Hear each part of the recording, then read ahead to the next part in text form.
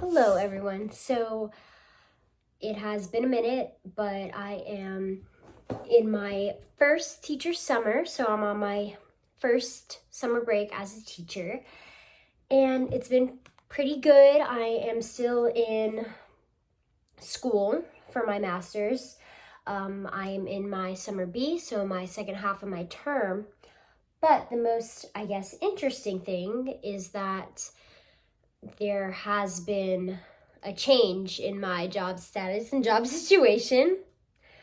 So I am looking to go to a different school and do a different position for different reasons, but the position change would be from a varying exceptionalities or a special education teacher to a gen ed teacher in the classroom. So by the time I post this, or if I post this, I will have a job as a gen ed teacher.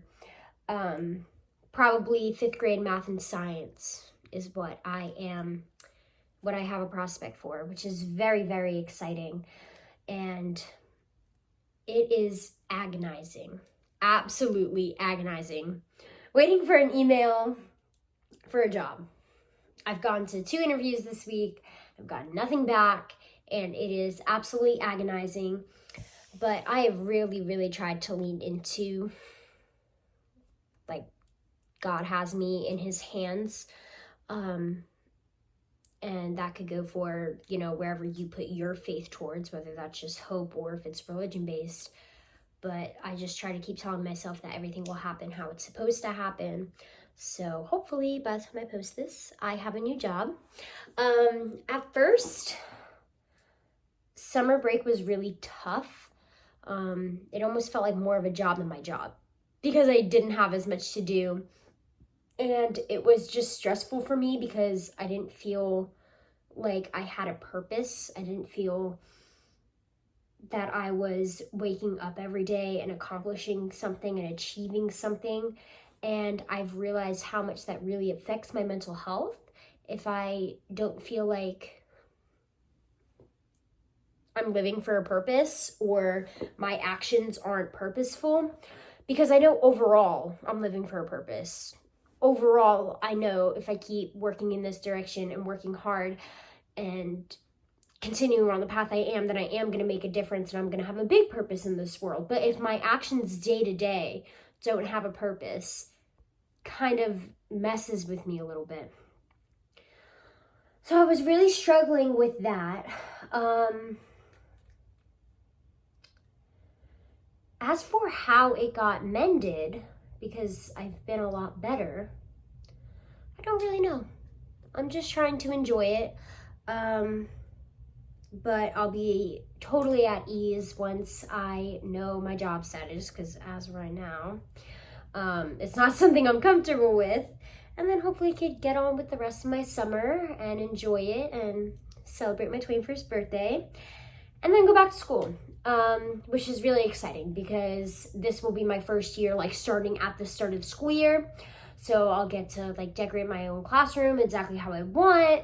And I'll get to have my own classroom of 20-something students and get a behavior management plan in place, a classroom management plan, and just have more control. I was literally bursting at the seams for wanting more control. So hopefully if I get this job, it will give me that. But anyway, over the summer, I've had one topic that I've been really wanting to make a video on, and it is death anxiety and just how we handle that as human beings and how different people handle that and how that manifests in the way we live life. So as I was saying, I get anxious and I get really in my head and I get sad when I feel like my day-to-day actions aren't serving a purpose beyond myself. So yes, I could wake up, I could work out, I could do my homework, but if I don't feel like it's really doing something purposeful, then I get all messed up in my head. And really a lot of these things honestly could be traced back to death anxiety. you know, obviously it's not something I think about every day, but in this life, I want to make a difference. And I have the perspective that like all the little things add up, and those things add up to your legacy. So I think that's why I'm so hyper focused on making these steps every day. But then there's another way to look at death and death anxiety, which is, you know, in this life, in the whole grand scheme of things, our lifespan is literally a dot in the whole span. So why take things so seriously? Why stress out about the little things? Because truly you only live once, and at the end of the day, your 90 years on this planet is nothing compared to all the existence. Like, that's the flip side of looking at things. I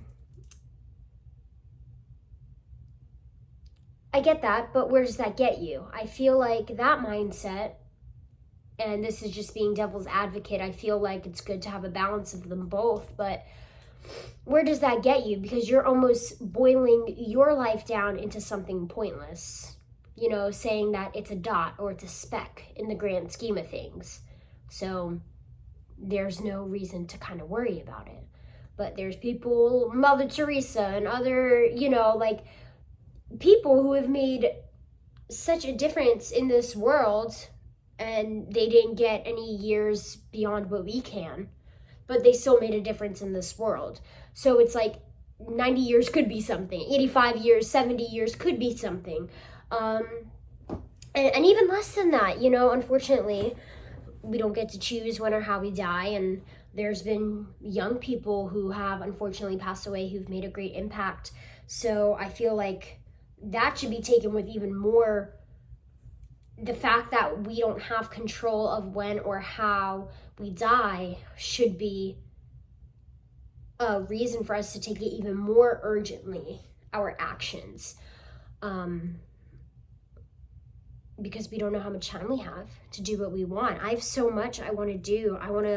I'm so happy and grateful to be in the education field right now, but I want to make my way into the mental health space.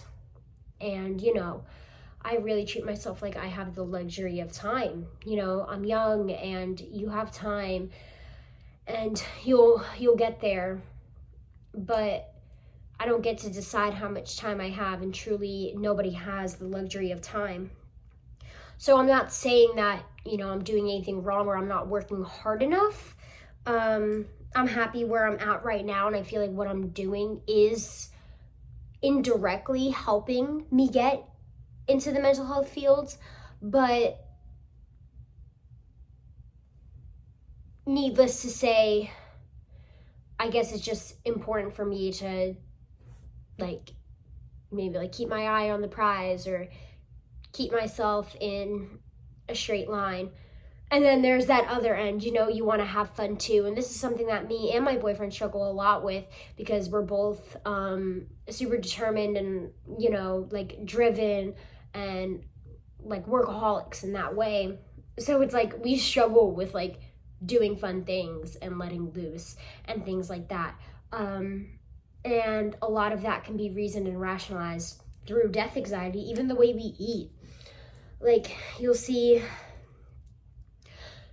So I've had a few health issues, not like major, but like chronic strep and fatigue and all these things from like January on. And so I've tried different things. I've tried going gluten-free, which I still am. I'd be lying if I said I haven't cheated, but for the most part, I'm gluten-free, and I've had to cut out eggs. I was gonna go full dairy-free, but I haven't done that yet. It might be in my future, but needless to say, you know, I'm changing my diet. It was due to, you know, something did initiate it, but even bottom line, how you eat in general. Some people say, you know, you only live once, you might as well like have whatever you want, whenever you want. But then also that other mindset is you only live once, you only get this one body. You have this one body for the rest of your life. You're not going to be given another body. So you need to take care of that and respect that. And so by the time you're 80, you could still walk and do all of these things.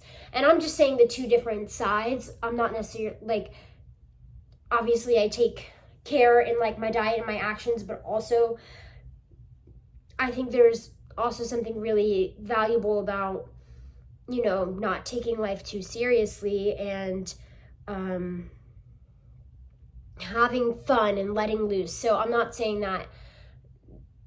that one side of the spectrum is better or more right than the other. It's just interesting to weigh it out because they're both very valid, but they're just both very different. And I've been trying to have a balance with it because sometimes it's true. Sometimes you just have to say, I only have this one life. Why am I stressing over this?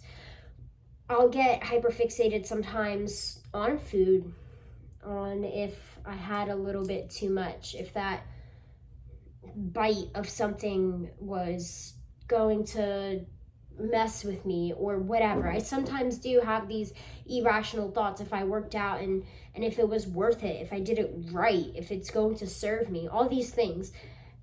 And I know they're irrational, but like they just still go on in my head. Like if I could choose, these thoughts wouldn't be there, but they just are.